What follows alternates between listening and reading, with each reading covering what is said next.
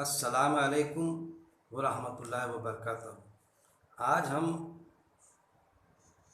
ایک مضمون پر، ایک سبجیکٹ پر کچھ آیتیں لیں گے کہ جسم اور روح کے جوڑ روز آخرت میں ملائے جائیں گے، یعنی قیامت کے دن جسم اور روح کے جوڑ قیامت کے دن ملائے جائیں گے، جس کو شیطان ابلیس نے بھی تسلیم کیا اور اللہ سے مہلت مانگی کہ اللہ رب العزت مجھے اس دن تک مہلت دے ہر انسان کو بہکانے کی، اور پھر اللہ نے اس کو اجازت بھی دے دی۔ یہ ساری چیزیں قرآن کی آیتوں سے ثابت ہے کہ جا تجھے میں نے اجازت دی، تو پھر اس نے اللہ سے یہ بھی کہا کہ میں سیدھی راہ پر بیٹھ کے بہکاؤں گا، تو پھر بیٹھا سیدھی راہ پر بہکانا شروع کیا۔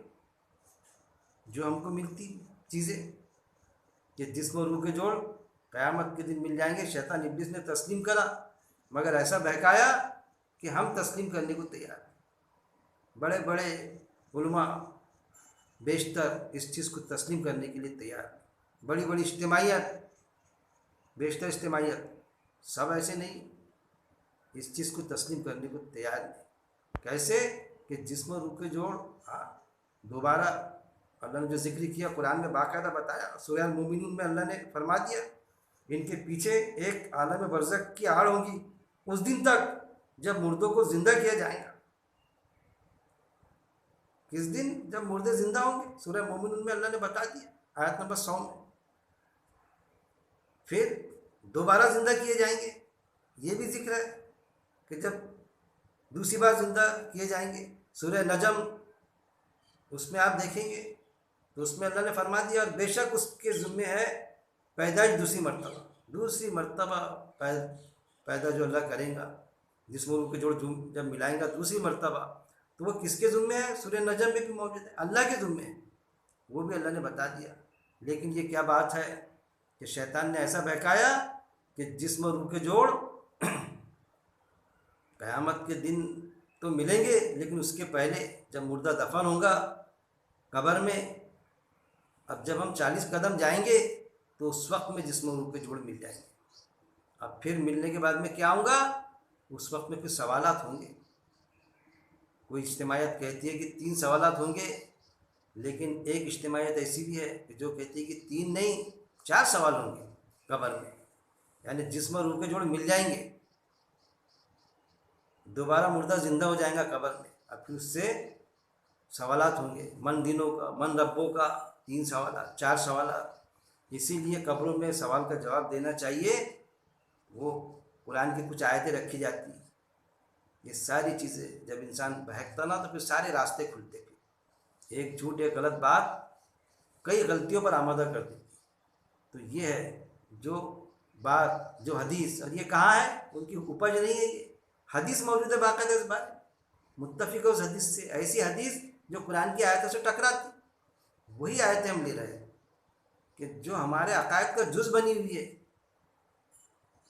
ارے میرے بھائی، اگر جسم روح کے جوڑ مل گئے تو پھر ان آیت کا کیا ہوگا کہ جب اللہ نے سورہ نحل آیت نمبر 32 میں اللہ نے فرما دیا جب فرشتے جو نیک صفت ہوں گا، جو نیک شخص ہوں گا، تو اس کی روح کیسے نکالیں گے؟ سلام کر کے، سلام کریں گے اس کو، اور اس کی روح قبض کریں گے نیک انسان کی۔ سورہ نحل آیت نمبر 32 میں اللہ نے فرما دیا۔ پھر جو بدبخت ہوں گے ان کی بھی روح قبض ہوگی نا، تو ان کی روح جھنجھوڑ کے نکالیں گا اللہ تعالیٰ۔ اس کا بھی ذکر اللہ تعالیٰ نے قرآن میں آیتوں میں کر دیا، جیسا سورہ انعام آیت نمبر 93 میں اللہ نے فرما دیا کاش تم دیکھتے اس منظر کو جب یہ ظالم موت کے سختیوں میں گھیر لیے گئے ہوں گے، اور فرشتے اپنے ہاتھ بڑھا کر کہیں گے نکالو اپنی جانوں کو، آج تم کو ذلت کا عذاب دیا جائے گا۔ صاف فرما دیا اللہ نے۔ پھر سورہ محمد آیت نمبر 27 میں جب فرشتے ان کی روح قبض کریں گے مارتے ہوں گے ان کے چہروں اور ان کی پیٹھوں پر، وہ چیز بھی بیان کر دیا اللہ نے۔ پھر سورہ انفال آیت نمبر 50 جب کافروں کی جان نکالنے فرشتے آتے ہیں تو مارتے ہیں ان کے چہروں پر، ان کے پیٹھوں پر، وہ بھی بیان کر دیا۔ پھر سورہ نحل آیت نمبر 28 فرشتوں نے جن کی روح اس حال میں قبض کی کہ وہ لوگ اپنے آپ پر ظلم کرتے تھے، وہ چیز بھی اللہ نے صاف طور پہ آیتیں میں آپ کے سامنے پیش کر رہا ہوں، بیان کر دیا اللہ رب العزت نے۔ پھر جو اور یہ بھی بیان کر دیا کہ جو نیک بخت ہوں گے جن کی روح سلام کر کے اللہ تعالیٰ فرشتے کے ذریعے سے نکالے گا، موت کا فرشتہ نکالے گا سلام کر کے، تو اس کی روح آسمان پہ جائیں گی، وہ مقام پر جو علیین بتایا گیا، علیین کا مقام ہے، اس کا بھی ذکر قرآن کی آیتوں میں باقاعدہ ہے، اس کی روح وہاں جمع ہوں گی۔ اور جو بدبخت ہوں گے اس کے لیے آسمان کے دروازے تھوڑی کھولے جائیں گے، وہ بھی قرآن میں موجود ہے، تو اس کی روح کہاں جائیں گی؟ سجین میں، زمین کی تہہ میں، پاتال، وہاں جمع ہوں گی زمین کی تہہ میں، سجین میں، بدبخت کی، جس کی روح فرشتے جھنجھوڑ کے نکالیں گے اس کی روح کو، تو وہ سجین میں جمع ہوں گی۔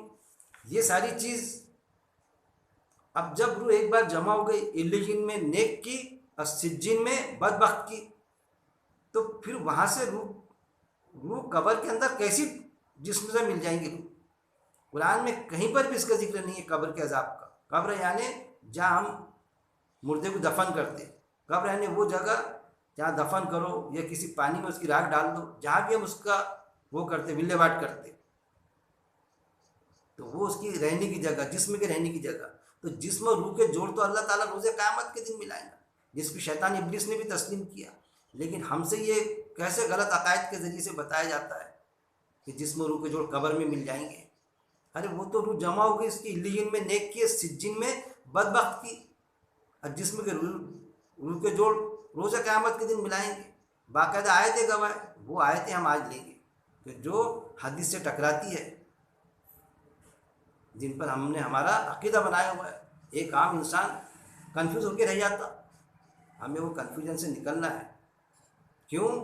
کہ وہ آیت بھی موجود ہے قرآن میں کہ انہوں نے اپنے عالم اور درویشوں کو اللہ کے سوا اپنا رب بنا لیا ہے۔ ہم لیں گے آیت سورہ اعراف آیت نمبر 14۔ ابلیس نے کہا مجھے اس دن تک مہلت دے۔ کب تک کہ مہلت مانگا ابلیس نے؟ جب جسم اور روح کے جوڑ ملا دیے جائیں گے۔ سورہ اعراف پڑھ لینا آپ نے، باقاعدہ اس میں ہے۔ پھر سورہ الحجر، اس میں اللہ نے تذکرہ کیا آیت نمبر 36۔ ابلیس نے کہا مجھے اس دن تک ڈھیل دے، یعنی مہلت دے جب آدم کے مردے زندہ کیے جائیں گے۔ کب تک کہ بہکانے کی مہلت دے اللہ مجھے؟ جب آدم کے مردے زندہ کیے جائیں گے۔ کب زندہ کیے جائیں گے بھائی؟ روز قیامت، قیامت کے دن جب دوسرا سور پھونکا جائے گا۔ پہلا سور ہوگا قیامت کا کہ سب مر جائیں گے، قیامت کی 7 گھڑی کے پاس، بعد میں قیامت کی گھڑی شروع ہوگی نا، پروسیس، پہاڑ اڑیں گے، یہ وہ سارا منظر جو موجودہ ہوں گے جب بھی قیامت آئیں گی اچانک، اس میں بھی گھپلے کر کے رکھیں کہ قیامت اچانک آئیں گی، لیکن اس میں بھی عیسیٰ السلام آئیں گے تو قیامت آئیں گی، 10 تاریخ محرم کی ہوں گی، جمعے کا دن ہوگا، اس میں بھی گڑبڑ، اس پر بھی درس لیا میں نے۔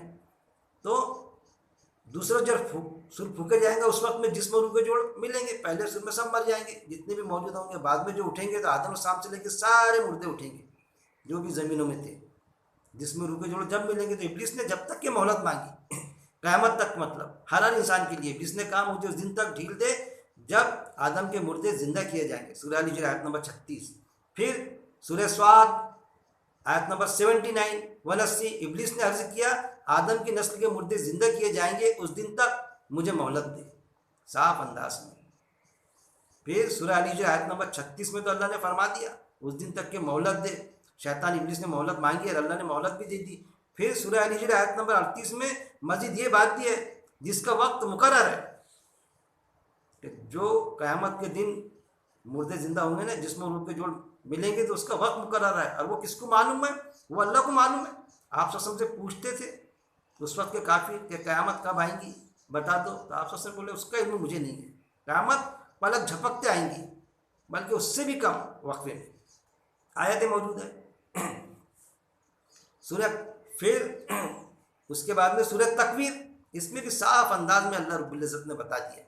سورہ تکویر آیت نمبر 7 میں، اور جب بدن اور روح کے جوڑ پھر سے ملا دیے جائیں گے۔ کیا فرمایا اللہ تعالیٰ نے؟ بدن اور جسم کے روح جوڑ پھر سے ملا دیے جائیں گے، مطلب بدن اور جسم کے جوڑ کب ملیں گے؟ روز قیامت، نہ کہ قبر میں۔ یہ آیت گواہ ہے، چیخ چیخ کے کہہ رہی آیت ہے کہ جسم اور روح کے جوڑ روز قبر میں، روز قیامت میں ملیں گے، نہ کہ قبر میں جہاں ہماری باڈی دفن ہوتی ہے، جس کو شیطان ابلیس نے بھی تسلیم کیا۔ پھر سورہ المومنون آیت نمبر 16۔ پھر بے شک تم اس کے بعد قیامت کے دن قیامت کے دن زندہ کر کے اٹھائے جاؤں گے. کیا فرماتا اللہ تعالیٰ سورہ المومنون آیت نمبر 16 میں؟ پھر بے شک اس میں شک کی کوئی گنجائش ہی نہیں، تم یعنی ہر انسان اس کے بعد قیامت کے دن زندہ کر کے اٹھائے جائیں گے. جب مروں گے نا تو اس کے بعد میں قیامت کے دن ہی اٹھوں گے، نہ کہ اس کے پہلے 40 قدم میں دفن کرنے کے بعد میں. پھر سورہ بنی اسرائیل آیت نمبر 62 اگر مجھے قیامت تک مہلت دے تو میں اس کی اولاد کو جھپٹ کر اپنے قابو میں کر لوں گا، بس تھوڑے ہی بچیں گے. پھر شیطان ابلیس کا قول وہ درج کیا اللہ تعالیٰ نے اس آیت میں کہ اگر مجھے قیامت تک مہلت دے، اللہ سے اس نے کہا کہ اللہ تو مجھے قیامت تک کے مہلت دے کہ جب جسم اور روح کے جوڑ ملا دیے جائیں گے تو میں اس کی اولاد کو، اس کو ہی نہیں اس کو تو بہکایا میں نے جنت میں، یعنی آدم علیہ السلام کو بہکایا تھا نا ابلیس نے، کرایا تھا نا گڑبڑ وہاں پر، تو اس کی اولاد کو بھی جھپٹ کر اپنے قابو میں کر لوں گا، ان کو قابو میں کر لوں گا، ان کو بہکا دوں گا، بس تھوڑے ہی بچیں گے. سب تو نہیں بہکیں گے لیکن تھوڑے بہکیں گے، تھوڑے بچیں گے، باقی اکثریت بہک جائیں گے. اور قرآن میں کئی مقامات پر ہے کہ اکثریت مطلب زیادہ لوگ، کوانٹیٹی، اس بات کو قرآن کی بات کو تسلیم نہیں کریں گے، قلیل تعداد ہی تسلیم کریں گے. وہ چیز بھی ہے اور ہمیں وہی حوالہ دیا جاتا ہے. جب ہم قرآن کی بات پیش کریں اتنے سارے لوگ غلطی پر ہے کیا، اتنے سارے غلط ہو گئے کیا، اور ان کے ساتھ میں تو عالم بھی ہے، وہ عالم کے غلط ہو گئے کہ ارے میرے بھائی اگر وہ صحیح ہیں تو پھر قرآن میں تو یہ کہا اللہ تعالیٰ نے اکثریت، تو ہم یہ نہیں سمجھیں گے کہ اکثریت غلط ہی ہوتی، لیکن جب قرآن سے ثابت ان کی غلطی ثابت ہو رہی ہے تو پھر اکثریت میں ملوث ہونے کی کیا ضرورت. ہم قلیل تعداد میں ہیں، اگر ہم تھوڑے ہیں تو ہم کیوں گھبراتے ہیں اس بات سے کہ جب قرآن کے مطابق بات ہے ہم وہ بات پیش کریں یا اس کے مطابق تسلیم کریں، زندگی بسر کریں. نہیں وہ اس میں کئی عالم ہیں یہ ہے، ارے بھائی وہ تو عالموں سے پوچھے تو وہ بھی بیچارے جو عالم حضرات بتاتے ہیں کہ علم حق علم سو موجود ہے نا. اب حق کون ہے سو کون ہے وہ کون طے کرے گا؟ ہم طے کریں گے، عالم تھوڑی طے کریں گے. جیسے ڈاکٹر ہوتے ہیں، اچھا ڈاکٹر بھی ہے اور غلط ڈاکٹر بھی موجود ہے، سب کے پاس ڈگری ہے ڈاکٹر کی، مگر کون سا ڈاکٹر آپریشن کرتا تو کینچی بھول گیا تھا، اب کون سے نے سیدھے کی جگہ الٹے پیر کا آپریشن کر دیا تھا، وہ ہم طے کریں گے نا، وہ ہم کو طے کرنا ہے کیونکہ قرآن میں موجود ہے. اور اہل عقل نصیحت حاصل کرے، عقل سے کو کلک کیا اللہ تعالیٰ نے قرآن میں، کیا تم عقل سے کام نہیں لیتے؟ وہ چیز، یہ ساری چیزیں قرآن میں موجود ہے. پھر اس کا بھی تذکرہ آ گیا کہ اللہ تعالیٰ نے سورہ نجم میں جو فرمایا کہ بے شک اس کے ذمے ہے پیدائش، دوسری مرتبہ پیدا کرنا اللہ کے ذمے ہے، اور اللہ قیامت کے دن پیدا کرے گا. لیکن یہ ہے انہوں نے اپنے ذمے لے لیا، 40 قدم جائیں گے، جسم اور روح کے جوڑ مل جائیں گے، مردہ زندہ ہو جائے گا. سوال